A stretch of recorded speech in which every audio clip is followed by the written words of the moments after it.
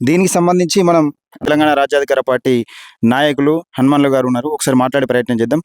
ఈ విషయం గురించి ఎవరెవరికి ఫోన్ చేసిండు అన్న, ఈ విషయాల గురించి ఇంకా మరికొన్ని విషయాలు మాట్లాడుకునే ప్రయత్నం చేద్దాం. అన్న చెప్పండి. ఇక్కడ బీసీ మహిళకు అన్యాయం జరిగిందని తెలియగానే మొన్న 2 రోజుల కింద వచ్చి మద్దతు పలికినాం.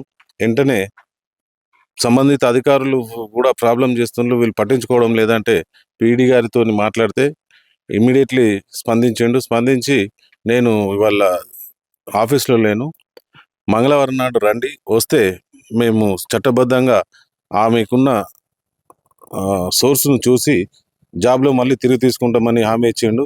ఈరోజు రమ్మన్నాడు, ఈరోజు వెళ్ళి కలుస్తాం. అలాగే ఒక బీసీ మహిళపై ఇంత అరాచకాలు, ఆకృత్యాలు, లైంగిక వేధింపులు ఓపెన్గానే ఆమె చెప్పడం జరుగుతుంది. చేయడం చాలా బాధాకరమని తెలియజేస్తున్నాను. మరియు దీనిపై మా తెలంగాణ రాజ్యాధికార పార్టీ అధినేత మల్లన్న గారు దృష్టికి తీసుకుపోయినాం. అన్నగారు చాలా సీరియస్గా ఉన్నారు.